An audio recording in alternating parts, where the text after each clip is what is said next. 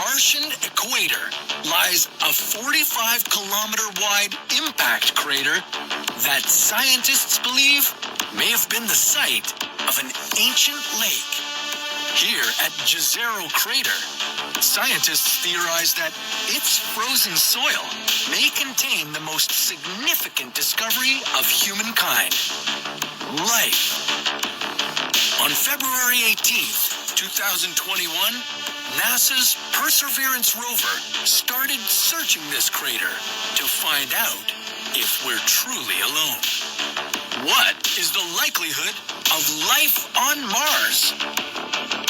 What would these Martians look like? And how will we send samples back to Earth?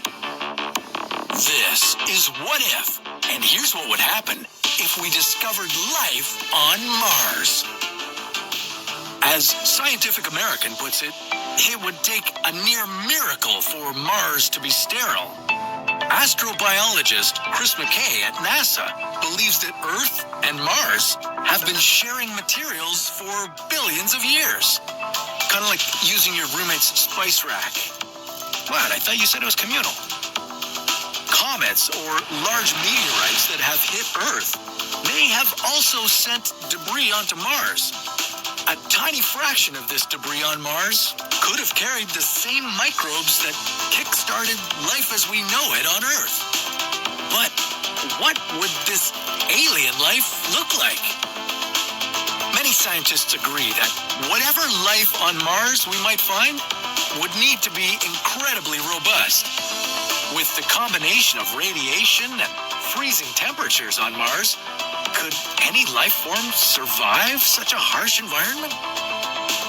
As far-fetched as it sounds, microbiologists have discovered many organisms that thrive in extreme environments.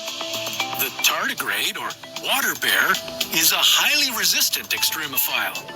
It can withstand heat, cold, pressure, radiation, and even a complete lack of oxygen. There are also certain types of bacteria on Earth that rapidly produce spores when faced with hazardous conditions.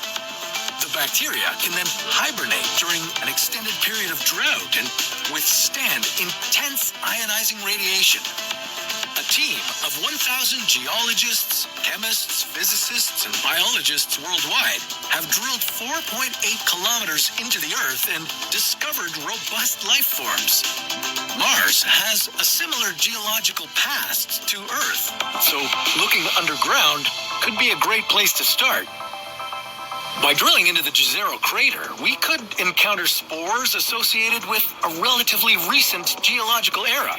And on future missions to Mars, we may dig deeper and uncover fully vegetative microbes. To find rock samples that might support life, NASA's Perseverance rover uses an array of lasers called a supercam. It can study the surface of Mars at a distance. One of the lasers will heat a rock sample and vaporize it. This creates a plasma that can be analyzed to understand its elemental composition. Another laser will reveal which compounds are in the dirt. If the supercam detects organic molecules or elevated concentrations of elements like nitrogen or phosphorus, the rover will head over to take a closer look. It will then scan the soil in greater detail to detect any organic material hiding in the dirt. NASA's team on Earth has only one shot at picking the right spot to gather these samples. With limited space on board the rover, only a few dozen samples can be collected. So, no pressure, and fingers crossed. If all goes well, NASA plans to bring back samples known for preserving biosignatures on Earth.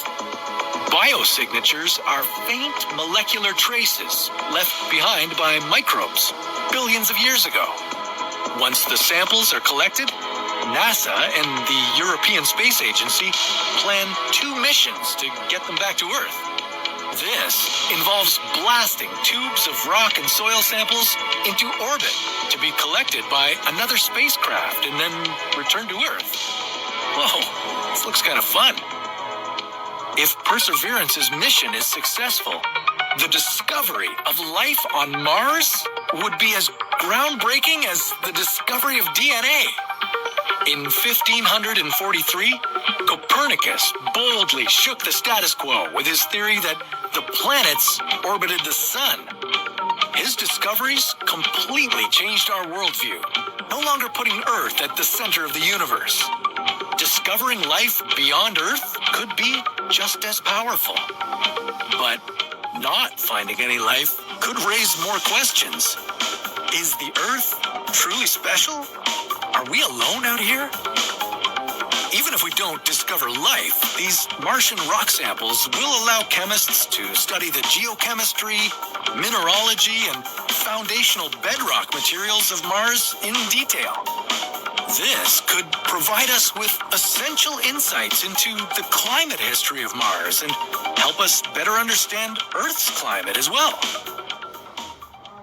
In 1976, 2 Viking landers became the first spacecrafts from Earth to touch down on Mars. They too probed for life in the Martian soil, and the results are still debated to this day. One experiment indicated that the Martian soil tested positive for metabolism.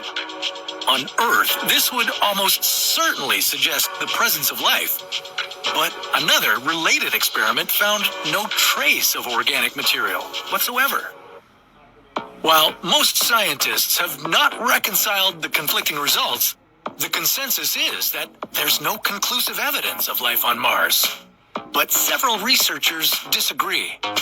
Recent discoveries of terrestrial microorganisms surviving outside of the ISS indicate that life may be resilient enough for Mars. And methane in the Martian atmosphere could be a sign of microbial methanogens, a type of microorganism that produces a significant amount of methane. Stinky aliens. Mind you, it's possible that life on Mars didn't have the right conditions to start at all. Or maybe it died off from an extinction event, similar to the asteroid that wiped out the dinosaurs. Or it's even possible that we might end up finding life that was accidentally brought to Mars by one of our many rovers.